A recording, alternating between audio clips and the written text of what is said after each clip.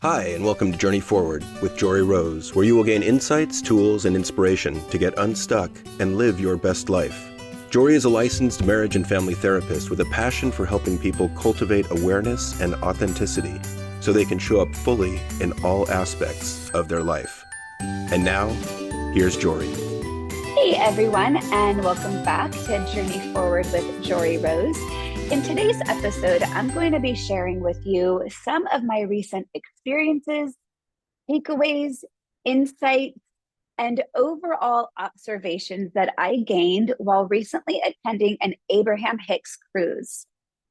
This 9-day cruise in the Caribbean was absolutely amazing on so many levels. But in this episode, I really want to delve into why it was so important for what I was there to experience, the knowledge I was seeking to gain, and to be able to integrate it not only into my own life, but into the work that I do with my clients. So for those of you who don't know who Abraham-Hicks is, Abraham is an entity of spirit that Esther Hicks channels this wisdom through which she calls the teachings of Abraham. And the teachings that she is channeling and the guidance and the wisdom that she is imparting is through the law of attraction. So anything you've seen on law of attraction has likely been a result of Abraham-Hicks's work.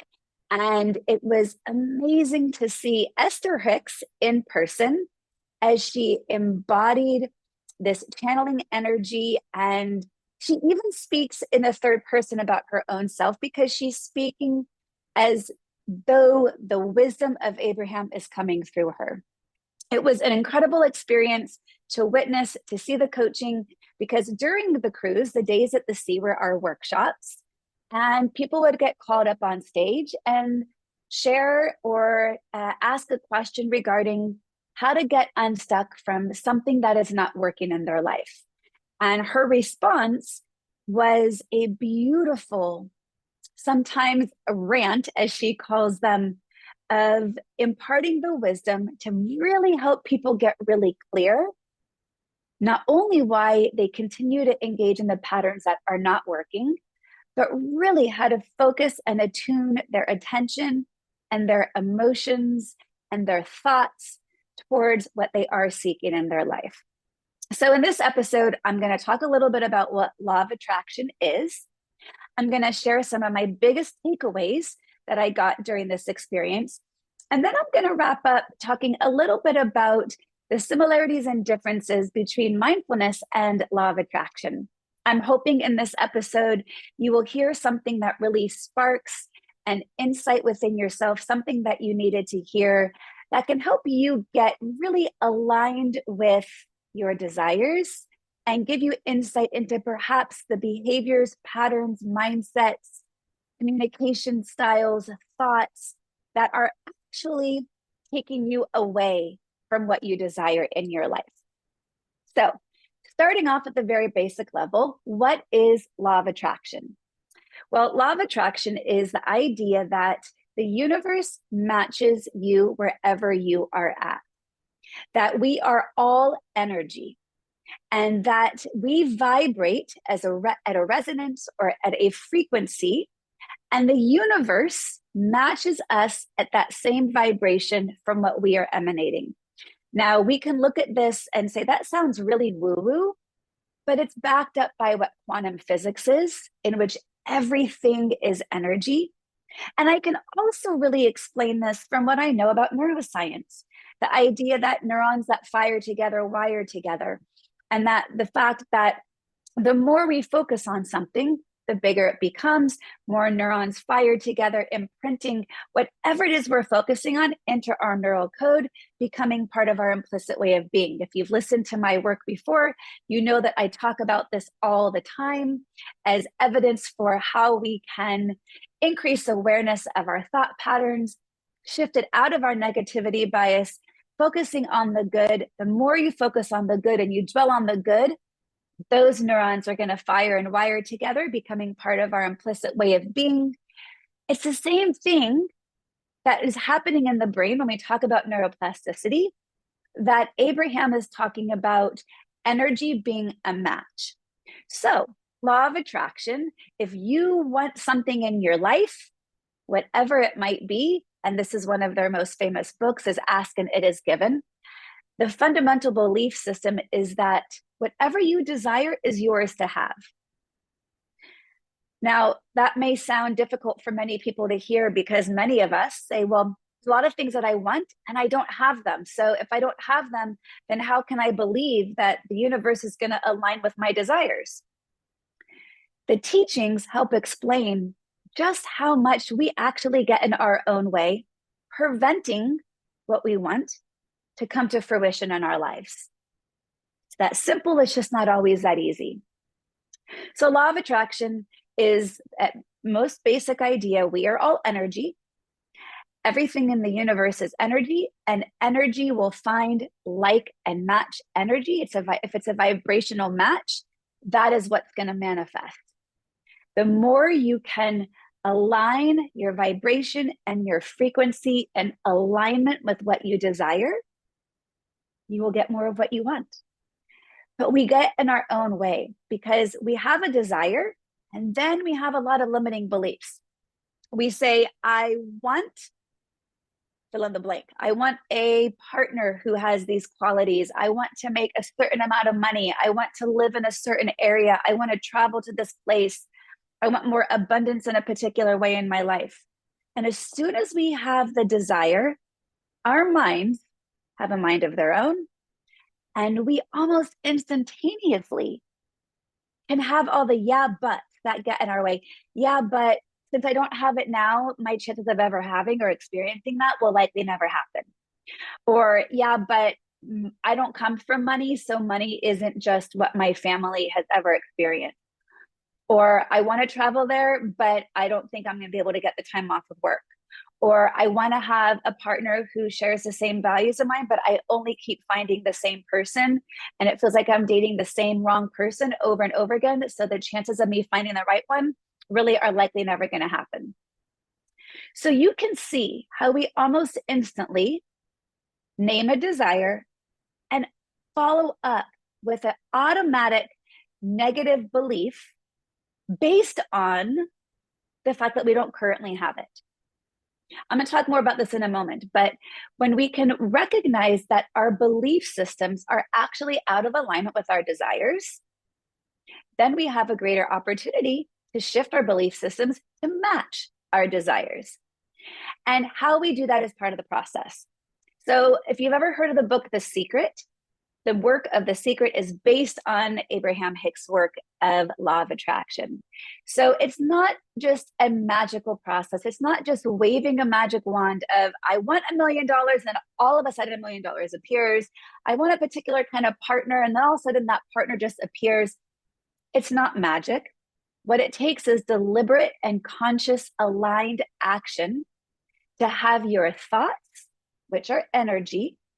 So to have your vibration, your frequency, your energy in alignment with your desires. Because as Abraham says, the universe is always listening. So it's not just listening to your intentions. The universe is responding to your words. If your intention is to make $1 million, but your words you say to yourself out loud in your own mind are words such that, but I could never have that. That's what the universe is responding to. So why does the law of attraction matter? Well, for me personally, I really have been delving more into these teachings because there are certain things in my life that you've probably heard me say this before if you've listened to my work, that I've been a master manifester. And it's true.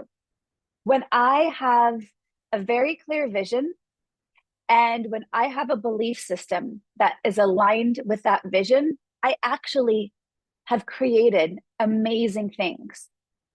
I, a while back, had an episode of the podcast about finding my diamond in Disneyland. I mean, I lost a diamond earring in Disneyland, and I really easily could have had the belief, I've been in both Disneyland and California Adventure all day. I don't know when I lost it. I'm never going to find it. If that was my belief, what do you think the chances were of me actually finding it? Well, my belief, as soon as I figured out that I lost it, my belief was, oh, well, I just got to go find it. Of course, I'm going to find it. There was not a single doubt in my mind that I was going to find that diamond in Disneyland. And guess what? I found it. That would be an example that would support having aligned thoughts with my desires. Law of attraction. It was all a vibrational match.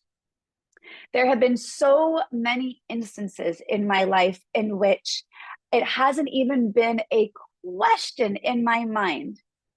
And whenever I've been able to approach a situation in which this was my process, I've always gotten what I wanted. I'll give you another quick example. Years before I became a licensed therapist, and knowing that that was my journey that I was on, I knew I wanted to have an office. And I had a very, very clear vision in my mind of what this office was going to look like. I knew it was not going to be in a strip mall and it was not going to be in a big office building. I wanted a small 1 or 2 story building. I knew that it was going to have, not necessarily I knew, what I wanted, the vision in my mind of what I wanted was that it had 3 rooms, a waiting room, a room for me to do groups, and then a room for my private therapy clients. And I literally meditated on this vision for probably about 3 years. And when I say meditated on it, when I would sit down to meditate, I would visualize in my mind not only what the space looked like, I would imagine myself there. I would imagine how I felt being in that space. I would imagine serving my clients in this space. I would imagine being there. It was not a question in my mind that this was what my office was going to look like, because I was so clear and my belief systems of course I'm going to find it, matched my desire. Well, when it came time to start looking for an office, I was looking around and was seeing office listings, and I kept seeing this one listing that I told myself, oh, that's probably too expensive. I won't be able to afford it. I'm not even going to bother looking. But that one listing kept popping up. So finally, after not having success in finding an office that matched the vision in my mind, I ended up going to this particular listing. And would you know, it was exactly what I had pictured in my mind. Now, was I magical? Did I manifest it? Well, I did manifest it. Was it magical? No, but that was evidence to support that the law of attraction always works, because my desire was in perfect alignment with my belief systems. So what are the things that get us in the way of achieving our desires? It's all of those negative thoughts. It's all of the ways that we look at the things that we don't currently have, and we overfocus on what's not happening that we want. And that's where we stay stuck. So when I went on this cruise, I've been delving more into this, even though I've conceptually understood this for a long time. And like I've just explained, practice this to some extent. But I also have been getting stuck. There are some really big things that I'm seeking to achieve and manifest in both my personal life and in my professional life. And I feel like I've been in an energetic block.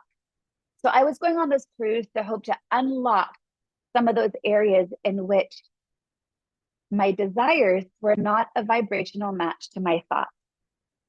And there were so many great takeaways, and I'm going to share those with you. But I want to give a few more basic principles of Abraham-Hicks' work to help understand some of the things that you can practice, that you can begin to gain greater awareness around. So one of the fundamental principles is that they talk about we all come from source, that we are currently, as we are alive, we are in a physical body. But before we came into this physical body, we were aligned with source. Now, you could say that source is God. You could say source is the universe. You could just simply call it source. You can call it energy. But we are currently in a physical body, living in this reality. But our true essence comes from source, which means we are source. We are energy. And when we die, our physical body dies, but we return to source. So this is an important foundation because there is an energetic alignment that we all are not only interconnected, we all are one. And we're just here in this human experience, but we are all energetic beings. Another fundamental principle that Abraham-Hicks talks about is what they call our emotional guidance system. This is a fancy way of simply noticing your emotions. And anytime you don't feel good is an indication you are out of alignment with source, because source within you always feels good. If you don't feel good, that's just an indication something is off.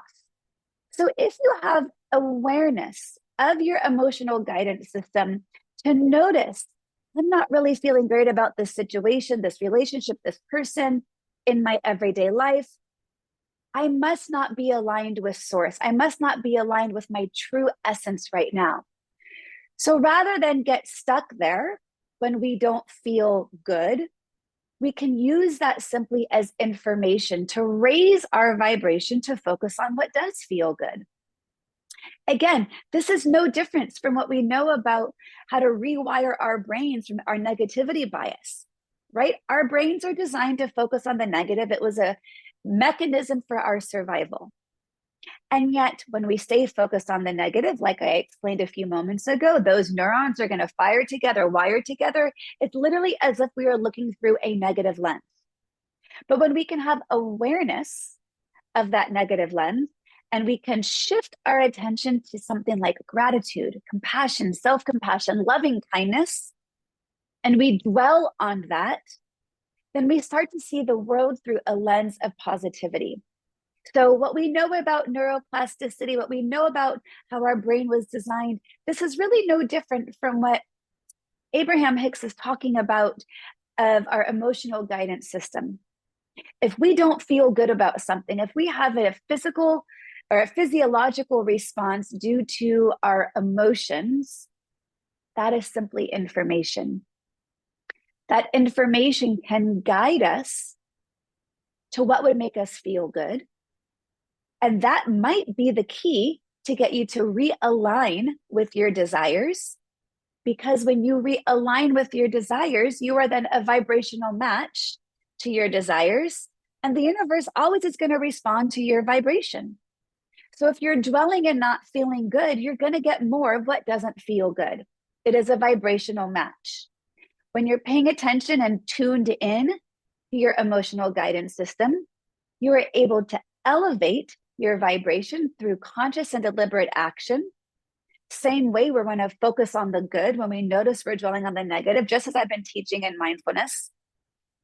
It's the same thing. So our emotional guidance system is simply the messages our body gives us when we are out of alignment with source.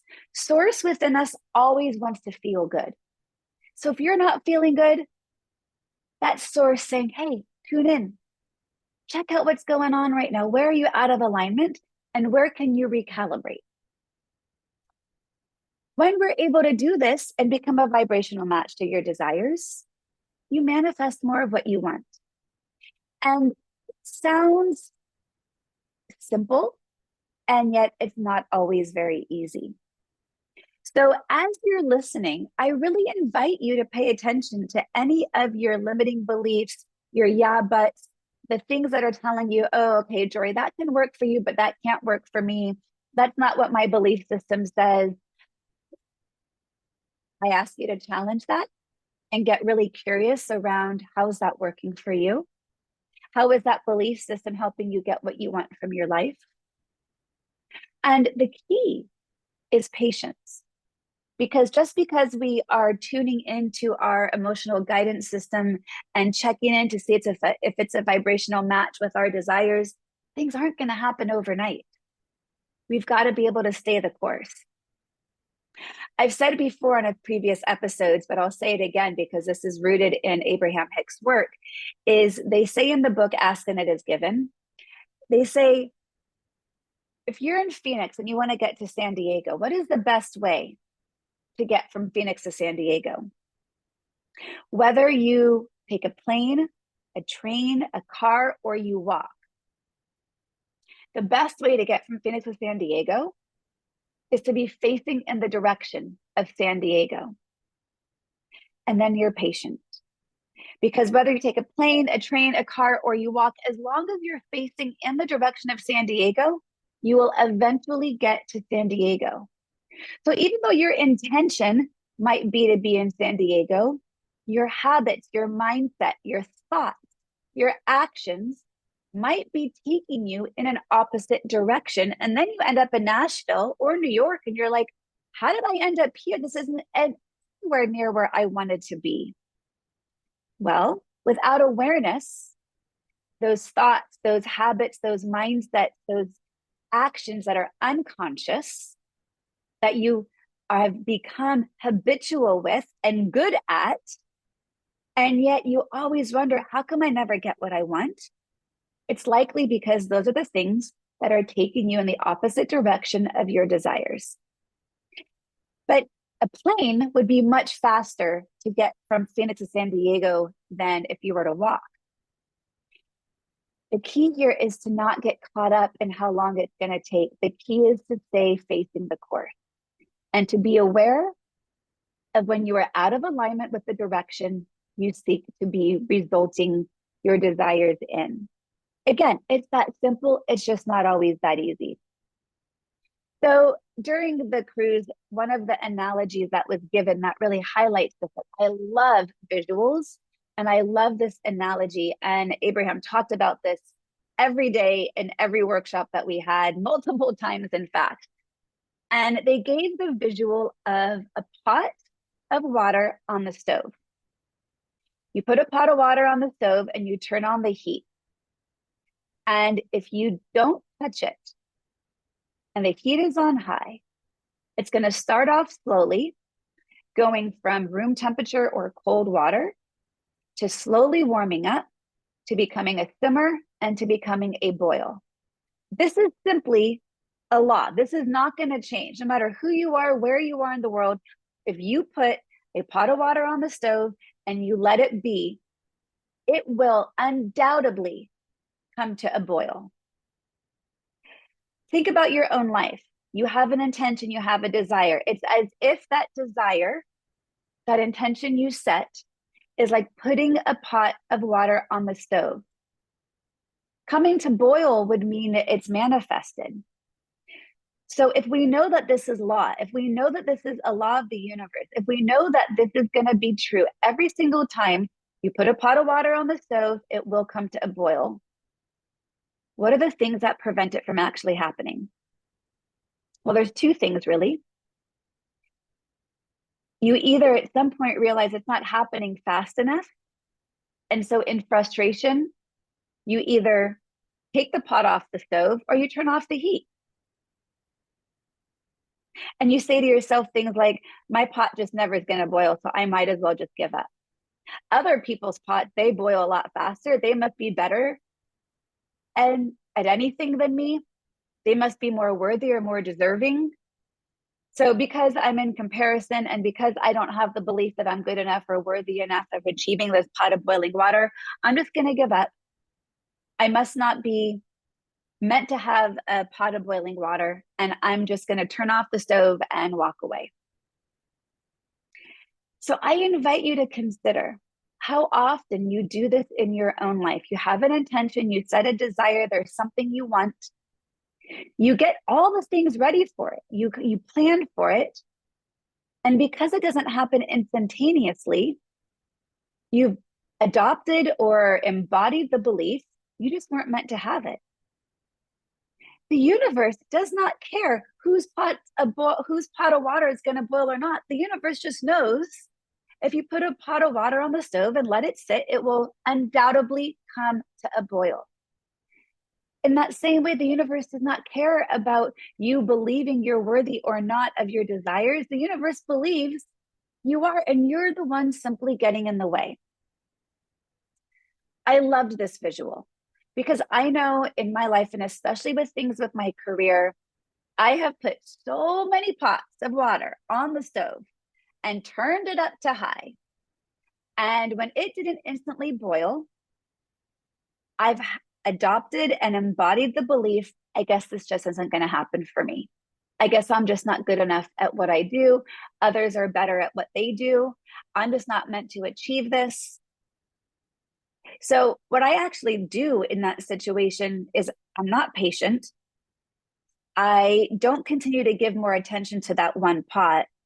And part of my biggest downfall is that I actually will put like 3 other pots on the stove at the same time, spreading my attention way too thin, only adding to my sense of impatience that now none of them are boiling.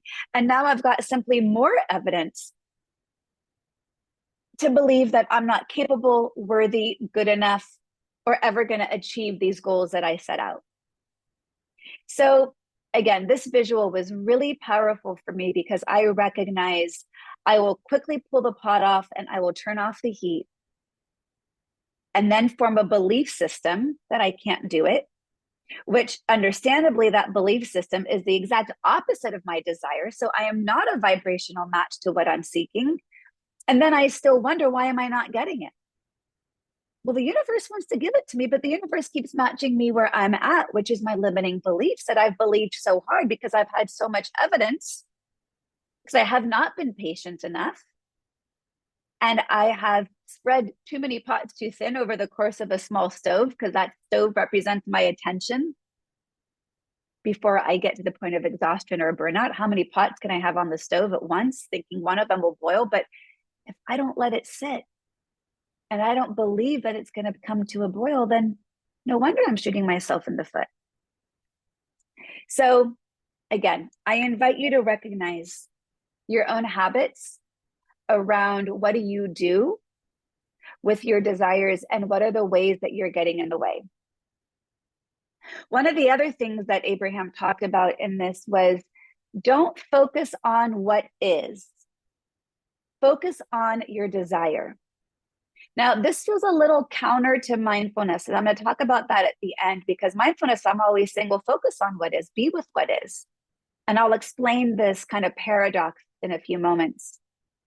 But when Abraham says, don't focus on what is, focus on your desire, what does that mean? Well, let's go back to that pot on the stove analogy. If I was overly focused on what is, I would keep saying to myself, it's not boiling yet. It's not boiling yet. What's wrong? It's not boiling yet, because that's actually what's happening. However, if I were to focus on the desire, I would stay focused on, I know it will eventually come to a boil. But we don't do that because we are over focused on what we don't have. And then we ruminate on it. We talk about it. We tell everyone. We talk to our friends. We talk to our therapists. We talk to our partners, our parents. We dwell on all the things that aren't happening. And guess what that does? It keeps it at a vibrational match of what is not occurring. And again, it's always going to be law. The universe will match you there. So focusing on what is, when what is not yet where your desires have come to fruition, actually is going to be a contributing factor to your desires not coming to your fruition. I hope it makes sense. And it seems a little bit counterintuitive. But so here's what we can pay attention to. If we don't want to focus on what is, we want to focus on our desire, then how can we help become a vibrational match? Well, we can tune into our emotional guidance system. How do we feel? How do we feel when the pot of water is not boiling? Well, I feel kind of impatient. I feel perhaps a little unworthy, especially if I see other people's pot boiling. And I have to remember that emotional guidance system, if I'm not feeling good, is out of alignment with source. Source always wants me to feel good. So what could I do to recalibrate, or to maybe simply perhaps just calibrate to feeling better? What would I have to do then? Well, to feel better, I would choose to focus on what feels good, which would be my desire coming to life, manifesting what is in my mind. So pay attention to not only where you're being impatient, but where is your energy and attention focusing on? You've probably often heard me say energy flows where intent goes.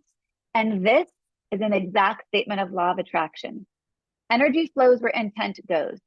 Well, we know we've got a negativity bias. That's just simply neuroscience. And we know that we're going to be drawn to that negativity bias. That's just the way our brain was designed. and it's actually not serving us. So if your energy, your focus, your attention, your language, your communication, your thoughts are focused on what doesn't feel good and what you don't want, then that's information for you to calibrate towards your desire and shift your energy, your focus, your attention, your thoughts, your language, your communications, and your emotions to be in alignment with what you desire. Energy flows where intent goes. Our intentions can be great, but if we're dwelling on the negative, it's going to keep us away from our desires.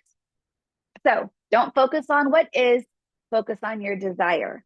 When you recognize you're focusing on what is and your thoughts are becoming beliefs, because a belief is only a thought that you've practiced and it's opposite of what you're actually wanting to bring into your life, you have the agency and you have the ability to take deliberate action to be what Abraham calls a cooperative component to your desires.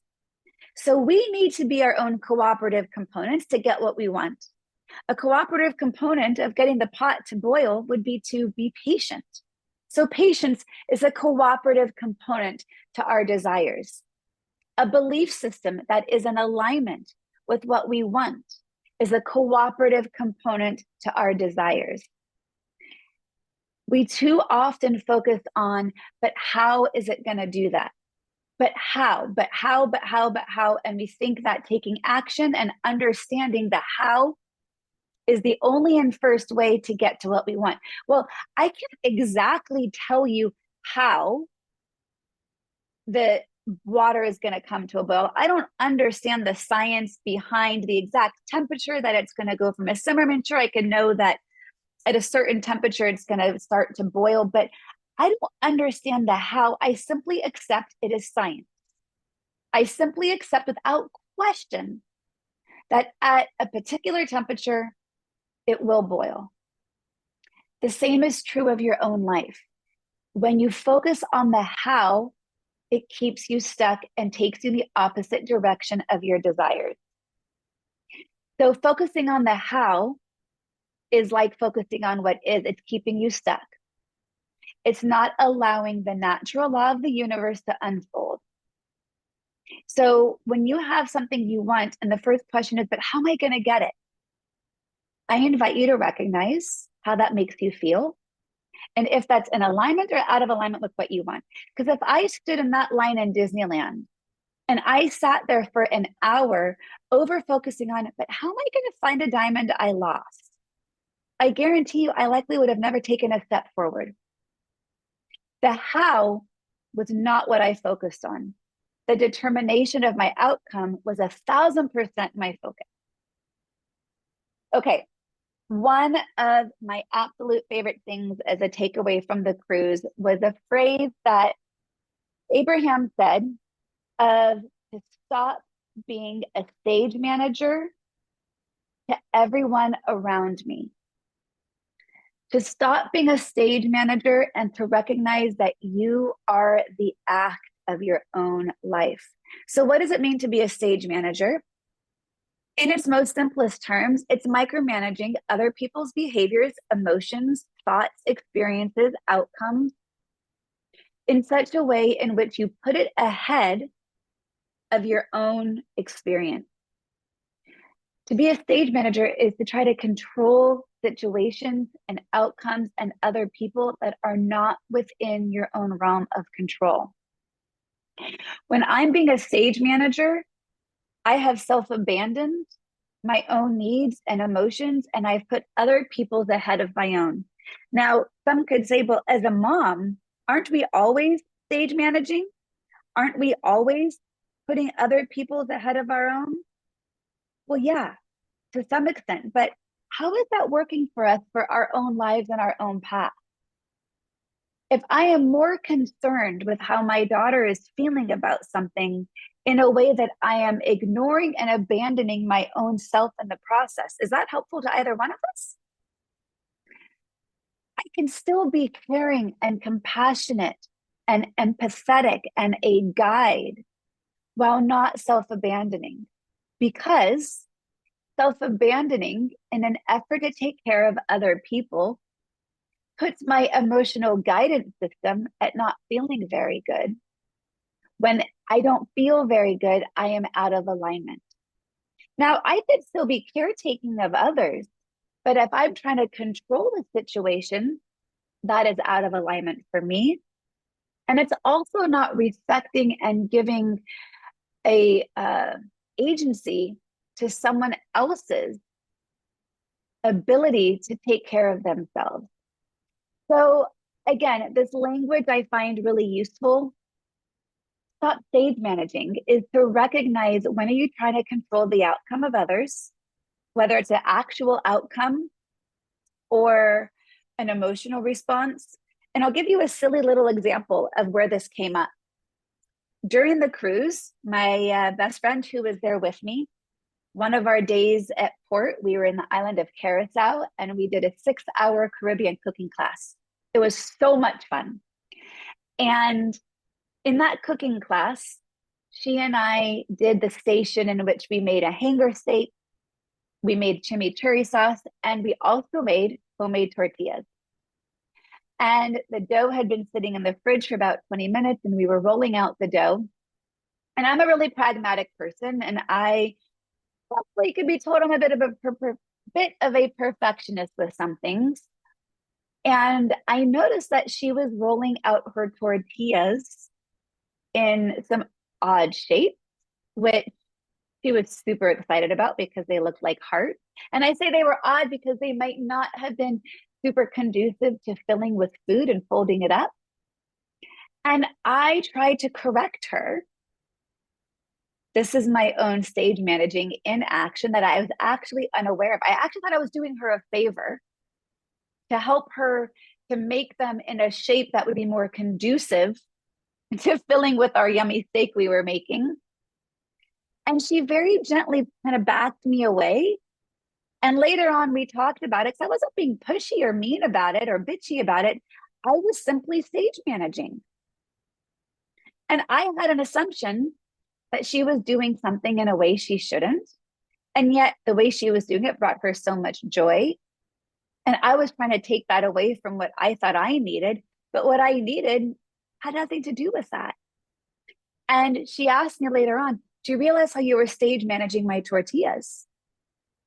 And it was such a simple, neutral language to name where I was trying to control an outcome that actually was taking me vibrationally out of my own self. So again, I love this phrase. Notice when you're being a stage manager, and especially when being the stage manager is taking you away from feeling good, because we know that feeling good is a cooperative component to being a vibrational match to your desires. So, to kind of sum all of this up, to get what you want in your life, to be able to have a desire and have it be manifested, to have the universe respond to you, that which is all energy, you have got to tend to your point of attraction. That just simply means focus on what you want and then deliberately take action that is in alignment for you to achieve what you want. As soon as you are out of alignment, the universe is going to respond to you where you're at. You're not going to get what you want. You're going to form more limiting beliefs as to why it's not possible. And paying attention to how you feel along the way is going to be one of the ways for you to have this indicator if you're on the right path or not. So I hope that makes sense to you, what the law of attraction is, how to be able to understand what your emotional guidance system, which is just basically how you feel, what kind of information that's giving you, understanding that the world is all energy. And for you to get what you want, you've got to be a vibrational match to your desires.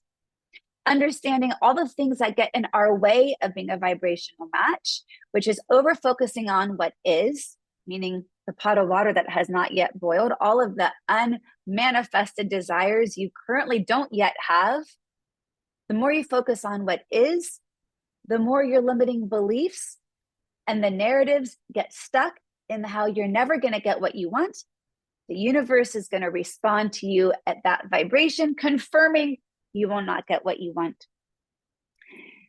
Understanding that one of the keys to achieve your desires is patience. Don't pull the pot off the stove and don't turn off the heat. That is simply facing the opposite direction of your desires if you were to do that, versus keeping the pot on the stove, keeping the heat on high, not questioning the law and the science that makes that water boil, just implicitly understanding it as law. It will work every single time. Law of attraction is no different. We are the ones getting in our way.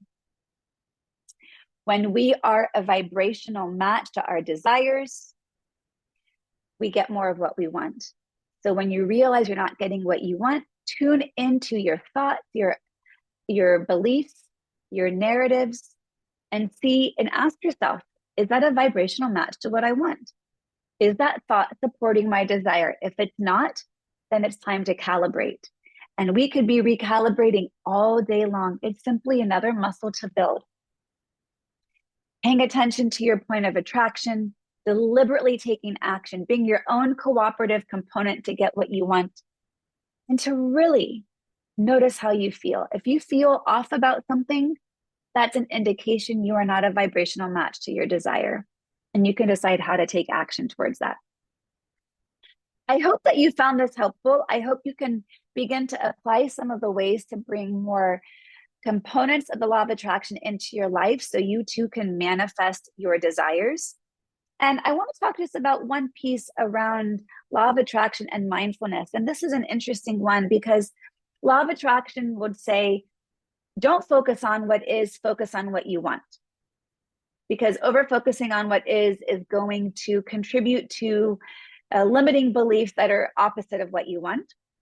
Whereas mindfulness seems to be opposite. Mindfulness says, radically accept what's happening here in this moment. So on the surface of it, it might feel that to be mindful is to be opposite of the practices in law of attraction.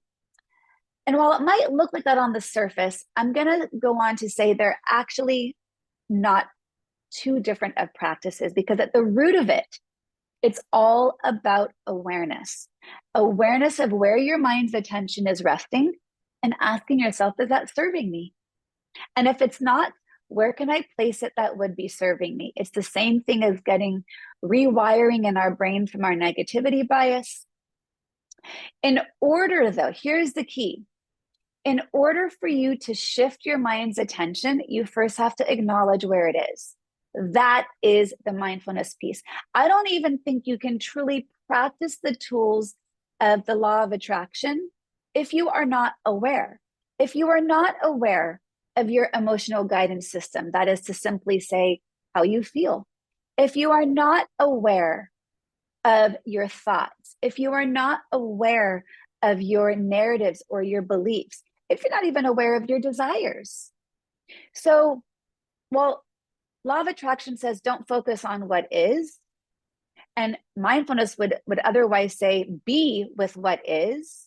Well, in mindfulness, you don't have to stick where you land. You can adjust. But we've got to be able to have the awareness to even know where we are, to know where to make that shift. You know, I've often talked in the past about gratitude versus toxic positivity. Toxic positivity is just, hoping for the rainbow after the storm while wanting to ignore the storm that you're in because you're just holding out for that rainbow. You're ignoring what's here. That's not going to be helpful, because if you just over focus on a silver lining, you're trying to bypass, it's a spiritual bypass. You're trying to bypass what you're actually going through. Gratitude is different than toxic positivity, because gratitude would have you acknowledge, oh, this is really hard right now. And I also know I'm going to grow from this. I'm going to experience something positive. I'm going to learn something from this that I can apply somewhere else in my life. We're not bypassing anything. So in mindfulness, we're not wanting to bypass. We're not wanting to ignore, deny, dismiss, push under the rug whatever is arising. And law of attraction wouldn't say to ignore it either. We're just simply saying don't dwell on it. Because when you dwell on it, you're not a vibrational match to your desires. When you dwell in the negative, your negativity bias is going to grow. So really, at the root of it, there's a lot of similarities because it all starts with awareness. I think awareness is the answer to everything. Otherwise, we're just moving through our life blindly. So I hope that you found this episode helpful. If you have, if this spoke to you, if this was something you'd love to share, I would love a rating, a review, a share, so we can spread the word of Journey Forward to more people. I really thank you for tuning in today. And if you've got questions about this, please feel free to DM me, go to my website, send me an email. And this is exciting stuff. When we realize that we are the cooperative component to achieve our desires, our lives can dramatically change. When we get stuck in limiting beliefs and old narrative and outdated mindsets and belief systems, perhaps from our families of how we were raised, and if we really get curious about those things, we can really begin to see where and why we've been staying so stuck. And this is at the core of what the work I do is with my clients. This is the core to me of what it means to journey forward. In the language of law of attraction, to journey forward means to be recalibrating your vibration to match your desires. It's noticing where you want to go in your life and recognizing the roadblocks and seeing the roadblocks not as a thing to stop you, but a thing to recalibrate to get you back in alignment with where you want to be. It's that simple. It's not always that easy. So again, I hope this resonated. If you've got feedback, I'd love to hear. If this spoke to you, I would so appreciate a rating, a review, or a share. And I really invite you to be patient, to allow that pot on the stove to boil, to be in alignment with your thoughts, your deliberate action, your energy, your beliefs, to be in alignment with feeling good. So all of these cooperative components can allow you to be a vibrational match to what you desire, because you are worthy to live a beautiful life that you get to create. Thanks so much, you guys, for tuning in. I hope you all take care and be well. To continue your journey forward, find Jory Rose on Facebook and Instagram to become part of her growing community. You can also gain access to her meditations, books, online classes, or to sign up for an upcoming retreat, visit her at joryrose.com. That's JOREEROSE.com.